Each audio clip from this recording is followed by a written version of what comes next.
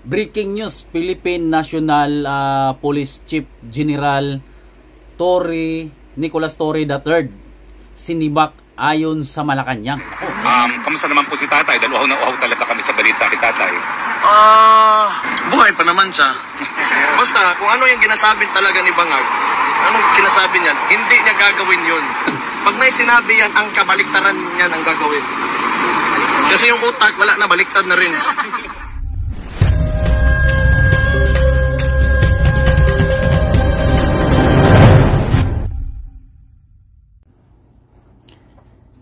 Yan, magandang araw mga kababayan at ito si Sebastian Basti Duterte at dumating na rin sa dahig mga kababayan natin at nagsasalita na siya ukol dun sa flood control project ni Bongbong Marcos at sabi niya tila kung ano daw yung sinasabi kabaliktaran yung ginagawa para daw baliktad yung utak mga kababayan, sabi po ni Sebastian Basti Duterte at saka inaantay din nila at mayroong nagko-question doon na darating daw di umano itong si Trillanes sa dahig at sabi naman ni Basti antayin niya kung darating ba talaga mga kababayan natin at saka sino kaya itong pinangalanan niyang Tintin mga kababayan natin. So ito, panoorin natin yung full video ni Mayor Basti Duterte. Pangit ko picture, no? Mayor, kailan po kayo dumating? Dito sa Kapon. Kapon na. Nang gabi. Ng gabi. Mga 6. So medyo, ano pa, jet lag pa. Pero okay naman. Okay naman. Nakatulog naman ako. Lang. Tayo ko lang yung kapatid ko bago tayo magsimula. No problem, Mayor. How's your travel po? Was it smooth? Layo kasi. Tagal, Hindi no? ako mahilig talaga ng long flights sa buhay ko. Kaya most of the time pag nagbabakasyon ako, Asia lang. Kasi maganda rin naman yung mga lugar natin dyan sa Asia. Dapat So, Mayor, nakumpleto ba ho kayong apat ngayon sa bisita? Hindi. Kami lang tatlo ni Kitty, ng kapatid ko si Pulong at saka ako. Okay. Kamusta naman po si tatay? Dahil uhaw na uhaw talaga kami sa balita ni tatay. Buhay pa naman siya. Pero hindi siya yung Buhay pa naman siya. Ito talagang may pagka-tatay talaga niya to eh. Hindi mo talaga maiwasan yung nagmana to sa tatay niya eh. dapat na yung isang tao na ganun yung kondisyon niya sa edad niya na dapat nasa isang detention center. You know what I mean? Yes. Tama. Sa kalagayan niya at saka na lang natin i-mention yung kung anong contribution niya sa Pilipinas. Huwag na lang yun. Yung kalagayan niya lang yung Malaki pong nagagawa ng isang Pangulong Roa Rodrigo Duterte dito sa ating bansang Pilipinas at dapat talaga wala siya dyan ngayon at hindi siya nakaditin ngayon dyan. iisipin at kalusugan ng tao. He's already 80 years old, tapos ganon yung treatment ng Philippine government. The head of state is Bongbong Marcos, diba? Ganon yung treatment niya sa tao. Another one, I do not know if this will go well with the with the Dutch, pero you are very sensitive when it comes to human rights. So sana maisip nila rin na they should open the debate. Yun lang naman dapat sana. Wala naman, we're not against, kung sino man nagpapatakbo or this place or this country is allowing it to happen, but they should open up the debate to put an 80-year-old individual na medyo may problema na sa kalusugan, may mga sakit na rin, na bakit nandyan siya? At ano ba talaga yung kasalanan niya? Yun ang tanong na hindi talaga masasagot hanggang ngayon kung ano talagang kasalanan ng isang Pangulong Roa Rodrigo Duterte kung bakit siya pinadala dyan sa dahig dahil ba doon sa pagpupuksa niya ng mga adik dito sa ating bansa, mga kababayan natin, di ba? Because kung ako tatanungin nyo, if it is a war against drugs, Yun. kasi yun yung yun yung dahilan ng mga who is opposing him. Kaya nandito siya. Sino ba ang tinatamaan nun? If you are against drugs. Eh di yung tinatamaan nun, yung mga nagbebenta, mga pusher, mga drug lord. So paano? Yung mga adik, di ba? Yun ang natatamaan yung mga adik. Malaki ata kasing sindikato kasi kaya talagang tinik ang isang Pangulong Rodrigo Duterte kaya siya pinadala dyan sa dahig. Paano siya naging mali doon? Because he wants to save the victims of these people. So anong kasalanan ng tao ngayon na nandyan siya sa... Ayoko na magalit. Ano pong napag-usapan nyo? Ano pong napag-usapan nyo po ngayon sa Dalaw? Wala naman, mga... nangungumusta lang sa Davao. Sabi ko, traffic. Kasi hindi naman nagre-release talaga ng budget yung legislatura natin. Walang budget yung DOTR to go through with the Davao bus system. Mga ganun bagay. Trivial lang naman. Tapos, balita sa pamilya, we were talking about the mga apo niya. Yan. Wala naman masyado. Wala pong current affairs kayo na pag-usapan sa politika sa Pilipinas? Wala naman. Wala mang mga bagong ngayon na mga bagong tawag dyan. Yung nabubuking na mga kabit pala o dyan ng mga artista. Mga iba. Lumabas na yung pagka Duterte nito ni Sebastian Wala pa namang balitang naghihiwalay ng mga artista. Sige po, questions po? Mayor, good afternoon. Wait lang. May iba po tayo. Salamat po sa update kay Tatay Digong sa dito. Your comment po, Mayor, ongoing sa ongoing investigation sa flood control projects. So anong basa niyo dito, sir? Sa tingin po ba natin, papapanagot ang mga nasa likod na katiwalaan kaugnay sa mga nasabing proyekto? Alam nyo, tingin ko lang dyan. Okay man, sabihin na natin. Kasi si BBM kasi, in fact, sa chain of command, siya yung nasa taas. And for the past 3 years, he allowed that to happen. So whose responsibility is that? So ngayon, mag-e-expose siya na kunwari ng mga congressman niya na under din naman sa kanya because you're the president. Ikaw pumirma ng budget na yon. Tapos ngayon, sisisihin mo sino? Yung mga nagpasa ng Bakit? In the first place, bakit mo hindi sinigurado? Kasi pinagyabang mo yan sa pangalawang zona mo na may 5,500 flood mitigation projects ka. Yun. Tapos ngayon, nagkaganon. Tapos sisisihin mo yung ibang tao. Ikaw yung presidente. You're the executive ng buong bansa. Responsibilidad mo na yun. If there is someone to blame, that will be him. Okay naman, kasi yung mga ibang politiko ngayon, ginagawa din nilang plataforma. So si Magalong, nag-a-align sila. But, yung kinakalaban nila are the congressmen. Why not ask, or question the president himself? Correct. Kasi dinadivert tayo dyan sa mga congressman na yan, cooking show ba? Cooking But, show. sino man yung responsable talaga ng lahat? Sino pumirma ng budget? At sino implementing agency? It's DPWH, that is under the president. Correct. Mayor, ano masasabi niyo sa sinabi ni BBM na useless? Itong mga nakikita niya. Useless I talaga. think yung nakikita niya useless daw yung mga proyekto. Kasing useless niya nga. Kasi po, i-repair lang yun. Kasing useless niya. Maging useless talaga yan because wala kang directive Dapat simula pa lang ng termino niya, he should have said and instructed everybody, umayos kayo. Huwag niyong galawin yung pera ng taong bayan. Kasi yan, tayo lahat, babayad ng buwis, ilalagay dyan, gagawing infrastruktura, kailangan maayos, walang masisira dyan.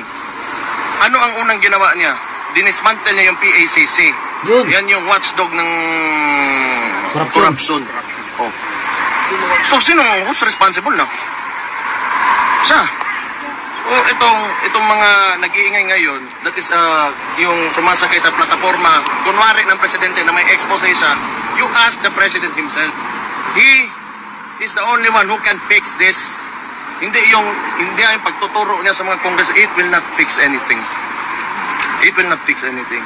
And, isa pa, 3 taon na siyang nakangangalang, kaya nangyari yan. So, kaninong kasalanan yan ngayon? It will only happen if you allow it to happen. Ngayon lang na gano'n na, tapos laking tawanan ng utang higit ng buwisit. Next question. Next question. Mayor, di ba sinabi nyo na may kasalanan talaga yung DPWH? Pero bakit kaya sa tingin nyo until now hindi pa niya sinisibak si Secretary Bunuan ng DPWH? Ganito yan. Ang tingin ko lang dyan, pag yan, yung issue na yan, nawala lang na parang bula. Kasi ginagawa niyang press release yan ngayon PR stunt niya. Na pupunta sa doon, gano'n, kunwari, may nangyari talaga. Tapos walang makukulong na congressman o kahit sinong politiko, walang makukulong sa mga flood projects na yan. Ibig sabihin, palabas lang yan lahat. Cooking show talaga. O kung serious talaga siya, sabi niya na, di ba? Alam niya, may tinuro na siya, may mga pangalan ng mga kumpanya ng contractors na in-expose niya, then why not file a case? Kung talagang gusto mo ipakita sa tao, okay, you want to redeem yourself, sige, pakulong ka dyan. Kahit isang congressman lang. Yung mga nasa Committee on Appropriations po na nag-approve ng mga insertions, kung dapat gawin dyan, yung mga pinakamalalapit sa kanya. Nako, si Saldico na naman to at saka si... Si Presidente, Speaker, at saka yung committee chairman ng dating Saldico. Si Saldico yan. Si Stella Kimbo for a while, diba? Tapos ngayon may bago. Yun. They should look into Saldico. Kasi, yun na nga. Pag tumahimik yan lahat bigla, tapos wala talagang resulta, na concrete result, na may nakulong, may nakuhan, somebody filed the case against somebody, cooking show. Cooking lang na. Cooking Mayor show Baste, talaga. on a different matter, sir.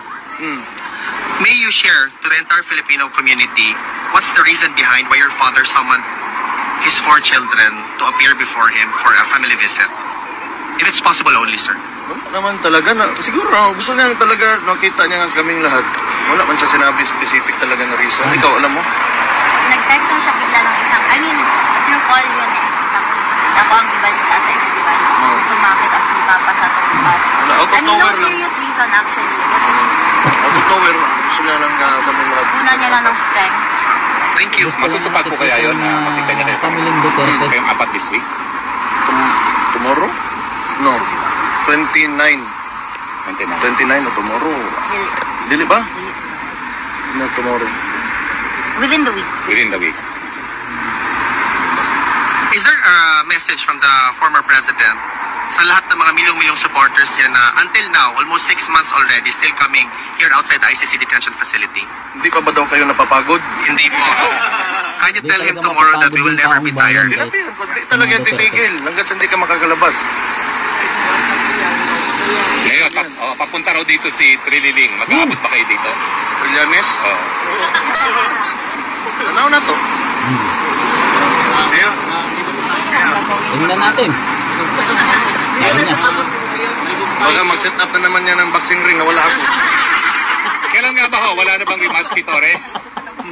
Wala bang match kay Tore na sisipot siya? Ayaw niya ako hintayin magka-uwi. Ngayon nabanggit po ba kay PRRD regarding sa mga flood control na investigation na ginagawa? Na banggit ng kapatid ko. Wala naman siyang comment na ayun na nga. Kasi alam ko kasi mayor ako eh. Yan. Posting ng project, yung proyekto, tama ba, hindi overpriced, hanggang implementasyon, yung process talaga kung paano ka gagawa ng project. Pag sinunod mo lang yan, hindi masisira yung mga tinatayo mo na infrastruktura.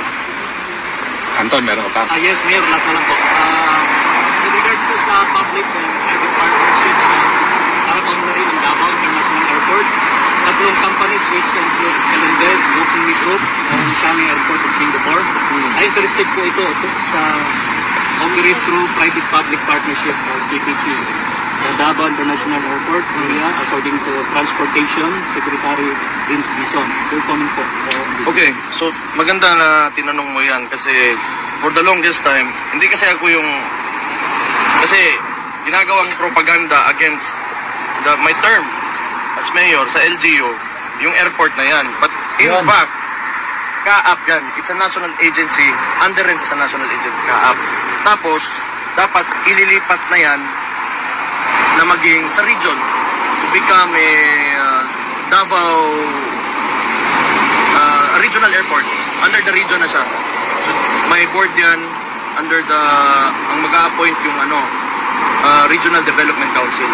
So itong mga kalaban natin, yung mga opposition, hindi naman kalaban talaga, pero yung mga naysayers natin, sabi nila na Davao City is not taking care of that airport. Magpangit daw ganun. Hindi naman talaga yan responsibilidad ko. Nandyan siya sa Davao, but it's for the region. So itong papasok ang, tingin ko, maganda kung Changi Airport talaga. Yung mapipili ng PPP. Kasi otherwise, sino yung the other two? Gokong Way Group. Gokong Way. Yes, at sa Philinvest.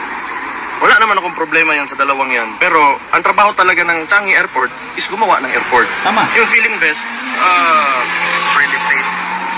land development, di ba? Si Gokong Way, Cebu Pacific. So, meron sila mga aeroplano. But if you look at Singapore at yung airport nila, it's one of the best in the world, if not the best. So, sana, kung interested talaga yung Changi, pero it's a national decision. Hindi yan sa local. So, matagal na yung ganon. Siguro, dahil di rin nila inaayos, alam niya na si Tintin. Naku, sino na naman to si Tintin, mga kababayan natin, yung binanggit ni Mayor Basti Duterte. Magagalit daw si Tintin. Nag-iisip ako kung sino yung si Tintin eh. Ayan, malalaman natin kung sino yan si Tintin, mga kababayan natin. May magandang mangyari sa Davao, magagalit si Tintin tsaka yung Bangag. Ay, salamat. Magagalit si Tintin at saka yung Bangag. Gamitin natin yan palagi. Mayor, sa tingin niyo po ba may pananagutan din si Speaker pagdating dito sa flood control? Kasi halimbawa po, yung sa Negros, diba, tinanggal nila si Arnie Tevez. Ngayon, yung dating budget ng ni Arnie Tevez doon for the whole district is 2 billion. But now, under dito ngayon, binigay kay Speaker yung responsibility sa Negros na 1.9 billion, allegedly yung palang flood control. Wala pa yung iba. So, may pananagutan kaya dito si Speaker na sa mga flood control na ito? Ano sa tingin ninyong opinion dito? Tama yung sinabi ni Atty. kanina. Magsisimula talaga yan dyan sa, pangalan ng committee ba na yan? Appropriations. Dyan mo makikita kung paano nila inallocate yung pera. And, kung makita talaga may tinayo, or kung may tinayo, substandard, o talagang walang tinayo, ganun. Probably. Pero, alam nyo, Anthony, somehow tama naman yung sinabi nila that they cannot investigate themselves. Tama yun. Kasi talaga, alam nila na wala silang tiwala sa sarili nila. Andyan naman yung executive, kaya nga yung presidente talaga dapat ang tatanungin. Kailangan niya, kung serious nga talaga to siya, buksan niya. Mayor Baste, do you have a message to the entire Filipino community supporting your father? Mahal na mahal ko kayong lahat. Mahal na mahal kayo ni Rode, Papa Nako. Kaayog yun. Salamat sa lahat na suporta nyo. Mabuhay kayo. Huwag kayong titigil sa para sa tunay na pagbabago. Andyan na tayo. Ituloy-tuloy lang talaga natin to. Nakita nyo na yung transformation. Midterm elections, maganda yung resulta natin. Hindi ko lang alam kung bakit nagkalusot yung dalawang LP9. Di man lang lumabas ng bahay. Pero the Philippines, the country is evolving into something better. Kita nyo yan. Kasi kami sa Davao, matagal na kami. Hindi kami gumagamit ng pera. Eleksyon. Tama. Ang sinasabi lang namin, kung may magbigay ng pera sa inyo, tanggapin nyo. Pero sino yung tingin nyo? Yung mismong kandidato na makapagbigay ng pagbabago, na mga magandang maayos yung lugar nyo, yun yung piliin nyo. Kasi yung pera niya, ginauto lang kayo niya mga politiko na yan. So yan, nakita natin, we've observed that nung midterm elections. Na kiniklaim pa talaga ni Bangag na okay daw yung resulta. Pero yung nagsimula yon, ang pinagyabang niya 12-0. Oh. Basta, kung ano yung ginasabi talaga ni Bangag, anong sinasabi niya, hindi niya gagawin yun. He always does the opposite. Diba? Sinabi niya, hindi niya ipapadala to ng, yung tatay namin sa, Oh, anong ginawa niya? Kabaliktaran. Pag may sinabi yan, ang kabaliktaran niyan ang gagawin. Kasi yung utak, wala na, baliktad na rin. Gumulong na yung utak niyan. Mayor, ano masasabi niyo tungkol dun kay yung bangayan ngayon between Torre and Napolcom na nagkakaroon sila ng konting dahil ba sa tingin niyo sa yabang ni Torre kaya nagkakaganyan? Pera yan. Pera. Hindi ko lang alam saan nila o anong inapagawa yan. Pero pera talaga yan. Basta mga ganun. Walang iba yan. Pera yan. So, Mayor. Hindi lang natin alam kung ano talaga. Pero usually. Kasi magkaiba naman sila ng role. Hindi mo naman pwede yung di ba? Pera yan. Mayor, may question ako. Kasi ngayon nasa spotlight si Vizcaya. Sasabi, di ba, malaking kontrako. Now sabi niya, isoli ko na lang yung bahay ko, kunin nyo na lahat yung food ko na mga kotse. So, ang ginawa mo yun, is not yun, hindi na siya magpapulong. That's it. Will return everything na I do not know what the law says. But that doesn't mean you did not do it. Right? Diba? Hindi ibig sabihin na sinauli mo, kunwari, may ninakaw ka, tapos sinauli mo, hindi ibig sabihin na hindi ka nagdakaw. Magnanakaw ka pa rin. Diba? Sila parang gano'n yung gagawin. Susaliin na lang nila para tama na. I think siguro ang modify dyan ang sentensya niya. Kung aamin talaga siya, nag-guilty siya, gano'n, probably. But I'm not a lawyer, I cannot answer that. Mayor, do you have time? I'm excited sila magpa-picture sa iyo. Ito yung araw na parang ang dami-daming first-timers ngayon. No? Maraming salamat sa mga first-timers. No? Okay lang na magpa-picture sila? Okay lang. Picture lang, line up lang po tayo doon. Then, everyone will have a chance to have Thank you, Mayor. Ito na mga kababayan natin, breaking news. Napakalaking maluluag sa atin ito mga kababayan natin. Breaking news, Philippine National Police Chief General Nicolas Torre III sinibak ayon sa Malacanang. Nako, ayan mga kababayan natin. Si General Torre sinibak di umano. Nako. Tila ito na yung mga sinasabi talaga nila na pag may tinanim ka na hindi maganda, aanihin mo rin talaga ang hindi maganda mga kababayan. Ilang buwan lang siya nagiging PNP chief, sibak kaagad kung ito may totoo mga kababayan natin. Malaking breaking news ito. Nako, tingnan natin mamaya at kung gaano katotoo ito kasi nakikita lang natin breaking news. Ayan mga kababayan natin, Philippine National Police. Ayan mga kababayan natin. So hanggang dito na lang muna ang ating videos. Marami pong salamat sa inyong lahat mga kababayan.